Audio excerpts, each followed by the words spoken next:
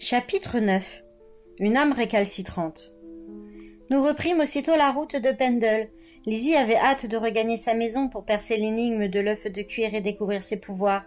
Nous arrivâmes après le coucher du soleil, mais, en dépit de son impatience, elle devait d'abord contacter le conventus et lui faire son rapport sur l'expédition contre l'épouvanteur. Je subodorais qu'elle gardait pour elle la découverte du mystérieux objet sous le plancher du grenier. Lizzie était l'une des plus puissantes sorcières de Pendle. Elle était habile à dissimuler ses activités, même aux yeux des scruteuses les plus douées. Ce ne fut donc que le soir suivant, au crépuscule, qu'elle put se mettre à l'ouvrage. Elle prit son grand chaudron, toujours rangé près de la porte de derrière, et c'est à moi que revint la corvée de le remplir d'eau aux 3/4 avant d'allumer un feu en dessous. Je dus faire de pénibles allers-retours entre le puits au fond du jardin et le chaudron, avec des seaux pesants. Quand l'eau commença à bouillir, Lizzie entama le rituel. Après avoir posé un tabouret près du récipient, elle s'assit, les yeux fixés sur la vapeur qui s'élevait de la surface clapotante. Puis, elle y jeta les pousses de Jacob Stone, qui tombèrent au fond. Je l'observai de loin. Elle se mit à marmonner en ajoutant des poudres d'herbes diverses.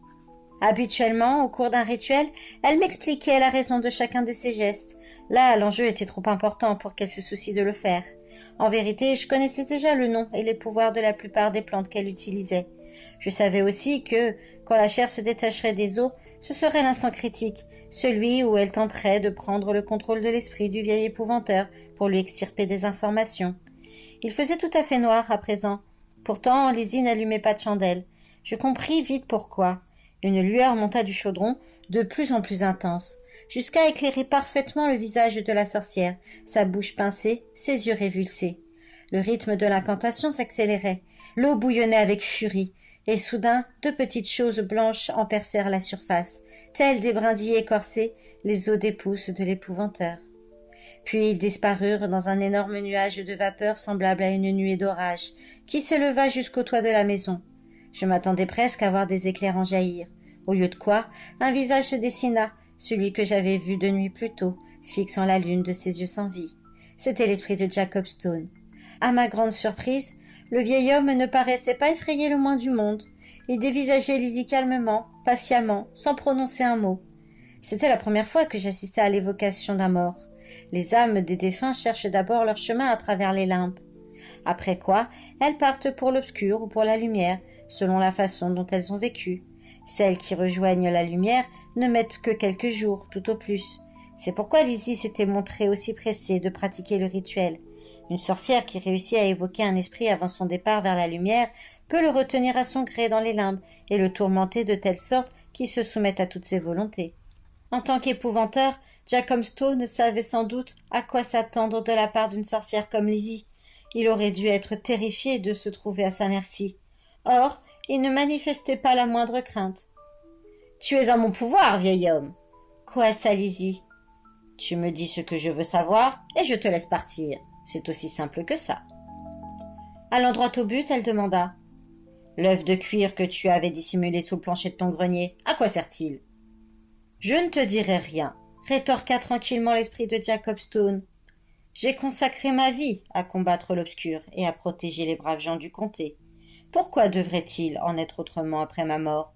Je ne ferai rien pour vous aider, ni toi, ni personne de ton espèce. Rien. »« C'est ce que tu dis, mais je vais t'infliger des tourments tels que tu n'en as jamais connus. » J'ai déjà enduré bien des tourments, et je les ai supportés. Je résisterai encore s'il le faut. « Tu crois ça, vieil homme ? Tu as oublié l'état de tes genoux ces derniers mois, au point que tu t'es mis à boiter. Tant d'années à arpenter le comté par tous les temps. Ça t'a usé les articulations. Maintenant c'est pire, tu le sens ? Je suis un esprit. Je n'ai plus de corps, plus de genoux. Je ne sens rien, rien du tout, cria Jacob Stone. Pourtant, quand Lizzie reprit son incantation, les rides se creusèrent sur son front. Ses traits se crispèrent. La souffrance aurait bientôt raison de ses courageuses affirmations. « Tu n'es plus si sûre de toi, hein ?» jubila la sorcière, une note de triomphe dans la voix. « Tes os grincent dans les jointures, tes genoux s'émiettent. C'est intolérable, tu ne vas pas tenir longtemps. » Jacob Stone grimaça, sans rien lâcher de plus qu'un gémissement. Lizzie psalmodia encore un moment, visiblement perturbée par la résistance de sa victime. Puis, prise d'un accès de fureur, elle pointa le doigt vers l'esprit en frappant par 3 fois le sol de son pied gauche. Je plante un paquet d'épingles chauffées à blanc dans ton œil droit, glapit-elle. Il s'enfonce de plus en plus profond. Il fouille ton cerveau. Réponds à ma question et la douleur cessera. Alors je te laisserai poursuivre ton chemin. L'esprit de l'épouvanteur hurla, tandis que le sang ruisselait le long de sa joue et dégouttait sur son menton. Cependant, il ne révéla rien. J'avais grande pitié de ce malheureux. Voir son esprit soumis à une telle torture était un spectacle insoutenable. J'aurais voulu m'éloigner pour ne pas y assister, mais je n'osais pas bouger. Si j'interrompais le rituel, Lizzie serait si furieuse que Spig lui-même ne suffirait pas à mon châtiment. Son visage affichait une intense concentration, mais à sa façon de pincer les lèvres et de se serrer les poings, je devinais qu'elle avait échoué. Elle n'avait pas brisé l'esprit de l'épouvanteur. Une sorcière ne peut lancer un sort aussi puissant que quelques brefs instants avant de perdre ses forces. Lizzie ne continuerait à faire souffrir sa victime que 10 ou 20 secondes de plus, après quoi elle devrait s'arrêter. Et c'est ce qu'elle fit. Relâchant son souffle avec colère, elle se mit à marcher de long en large devant le chaudron, les yeux fermés, comme perdue dans ses pensées. La face de Jacob Stone s'était détendue, et il fixait la sorcière avec calme et dignité. Lizzie s'arrêta soudain, une expression sournoise au fond des yeux. « Tu résistes à la douleur, vieil homme, je te l'accorde. Mais qu'arrivera-t-il si je tourmente quelqu'un d'autre? As-tu de la famille ?»« Je ne me suis jamais mariée. Un épouvanteur n'a pas le loisir d'avoir une femme. Il consacre sa vie à son travail, à sa vocation. Ma famille, ce sont les habitants du comté. »« Tu es le 7e fils d'un 7e fils. Tu as donc des frères, peut-être même des sœurs, qui ont sûrement des enfants et des petits-enfants. Si j'amenais ici un de tes petits-neveux, ne me dirais-tu pas ce que je veux savoir pour lui éviter toute souffrance ?» L'esprit sourit. « Raté, sorcière. Oui, j'étais le 7e et le plus jeune fils. Mais notre maison a pris feu alors que je n'étais encore qu'un enfant. Toute ma famille a péri. Mon père m'a sauvé avant de mourir de ses brûlures. Il ne te reste aucun des miens tourmentés. »« Ah, il n'y a pas que la famille, vieil homme, ricana Lizzie. N'importe quel enfant fera l'affaire. Pour lui épargner la torture, tu parleras. » L'esprit ne répondit pas. Seule son expression angoissée révélait que Lizzie avait vu juste. Elle lâcha un rire aigu, marmonna un mot.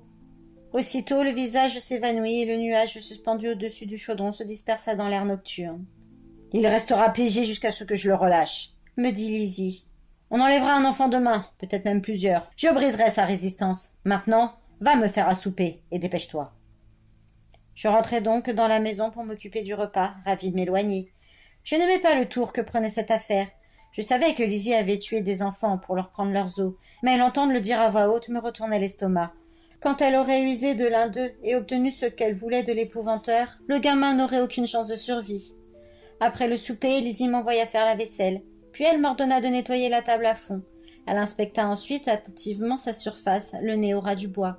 « Tu as fait du bon travail, petite !» déclara-t-elle enfin. « On ne saurait être trop soigneux. Une infime trace de saleté finit à tout gâter. » Sur ces mots, elle alla chercher l'œuf de cuir dans la cachette où elle l'avait rangé et le posa au centre de la table. Elle s'assit sur un tabouret, s'appuya sur ses coudes et fixa l'étrange objet un long moment sans bouger.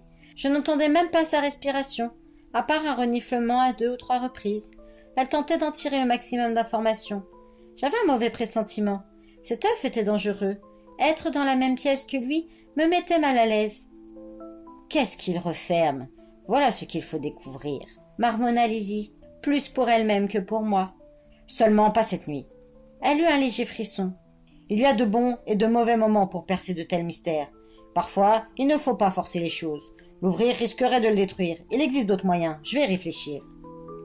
Selon moi, ce ne serait jamais le bon moment. Mais je ne pouvais que laisser Lizzie en décider. Serrant l'œuf de cuir contre sa poitrine, elle retourna le cacher. Je ne savais trop si j'en étais soulagée ou déçue. Moi aussi, j'étais curieuse de savoir ce que l'œuf contenait, en dépit de l'aura de danger qui en émanait. On aurait mieux fait de le laisser là où il était, ça, j'en étais sûre.